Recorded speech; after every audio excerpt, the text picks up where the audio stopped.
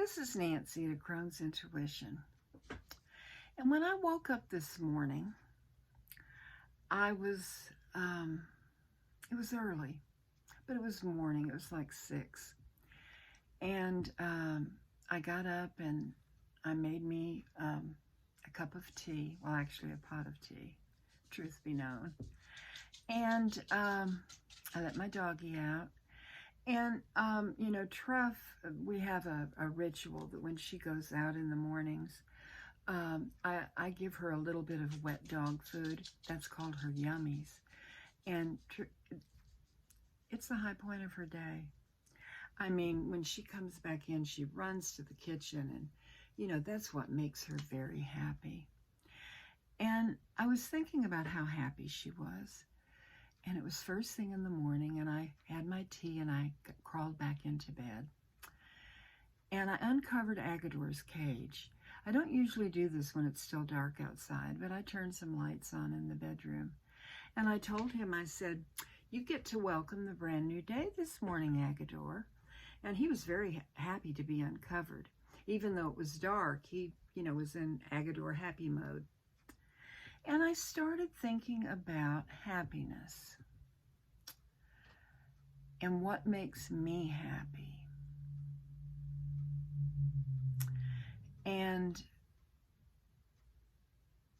how to be happy when things around you are not in the best shape, or however you want to put it, the energy around you is not real happy, or, you're concerned about different things.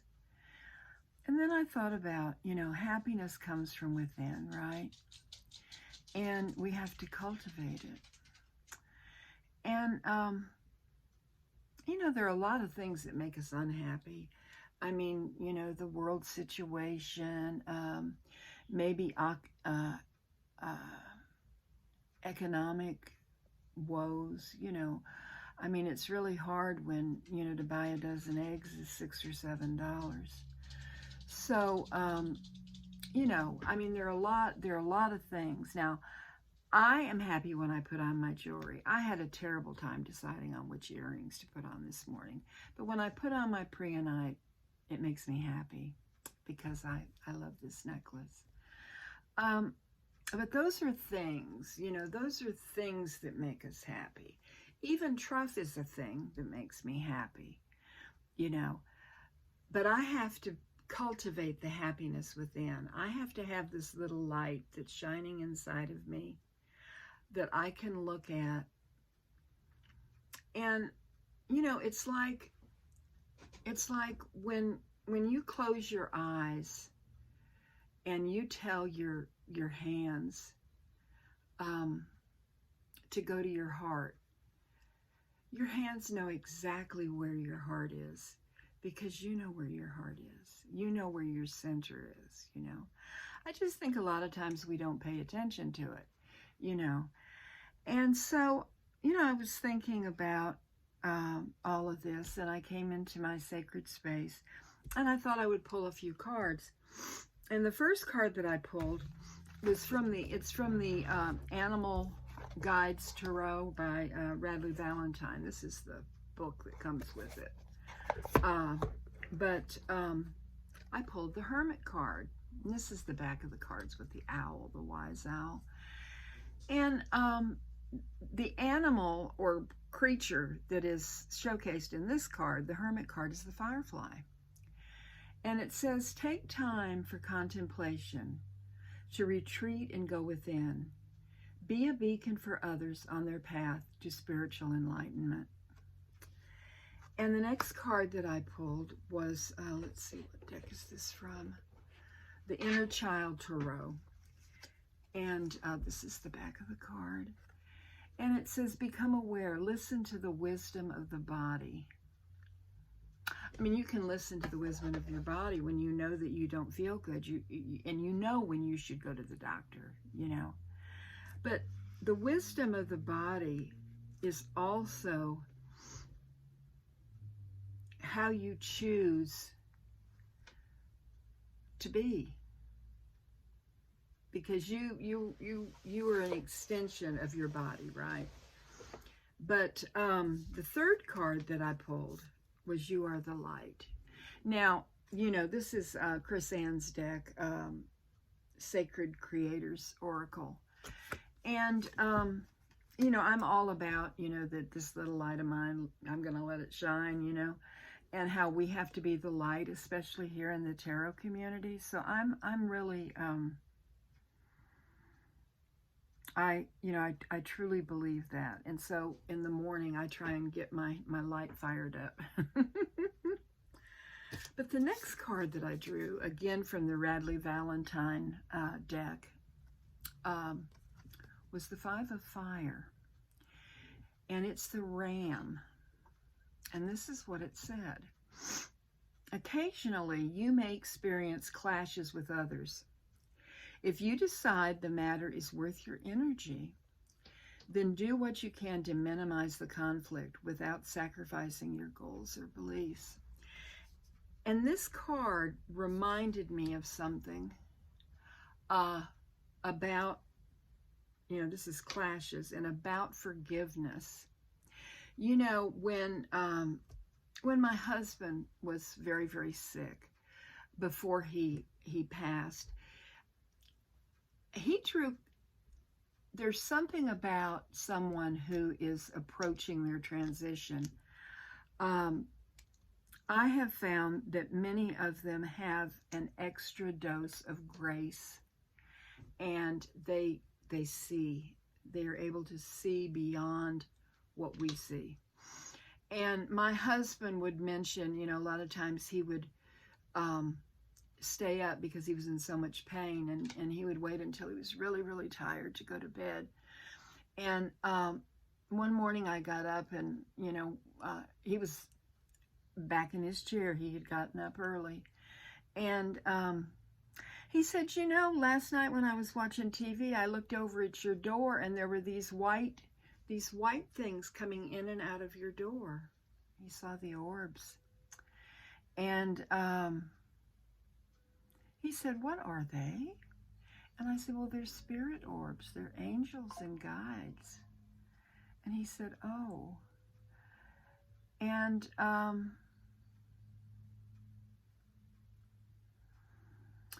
another thing that he did was, you know, my husband, he used to say, revenge is best served cold. And, you know, he had these things that had happened with people through the years, and he had held on to them. And he started thinking about it, and he said, you know, all these people that, and he mentioned, you know, several names. He said, I need to forgive them. And I said, yes. I said, I think you would feel better inside if you did. And so he worked on that for a while, internally. And one day he said, you know, I've forgiven them.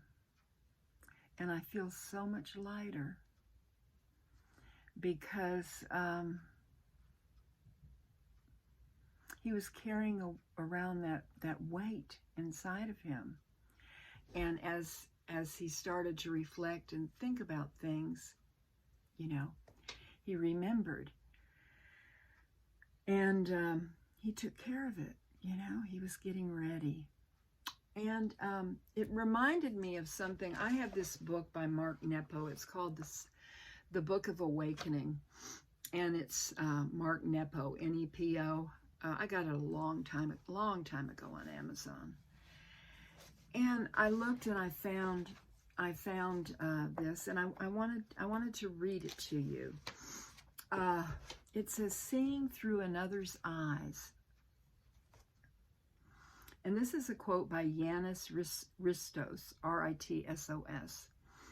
Now I have no choice but to see with your eyes, so I am not alone, so you are not alone. There is a story of Gandhi that reveals how profound and daring his sense of compassion was. It occurred during one of his famous hunger strikes. A man whose daughter was killed came in anguish, saying to Gandhi that if he would stop fighting, he he would stop fighting it if the great soul would eat. But Gandhi knew healing was deeper than just stopping the violence. And so he told the man he would eat only when the tormented father embraced the man who had killed his daughter.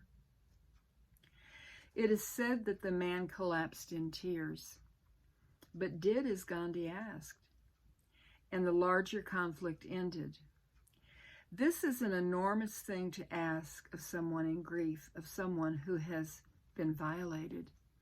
But beyond the vast courage needed to incorporate this kind of love into our daily lives, Gandhi's request reveals the irrefutable wisdom that only when the broken are healed, no matter what they have done, will we as people heal.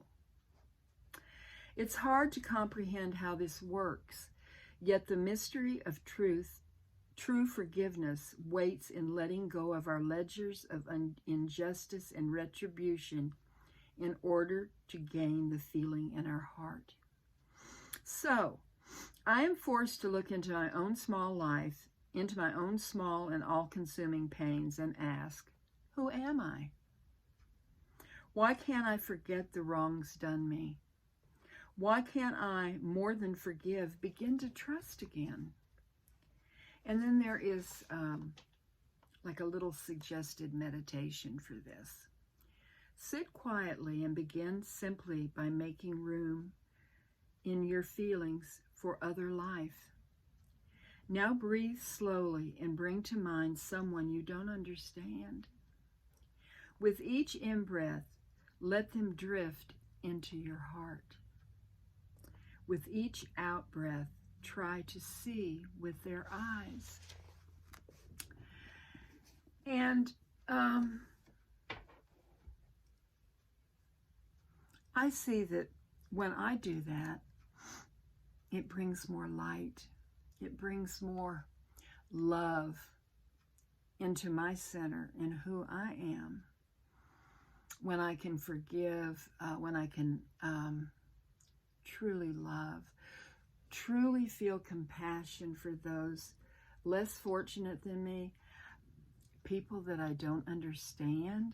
Oh my goodness, there are a lot of people, one of my bosses once said, Nancy, a rational person cannot understand an irrational act. And that's true. It's so true. And I have come to realize that. But in this complicated world, we have to look for happiness.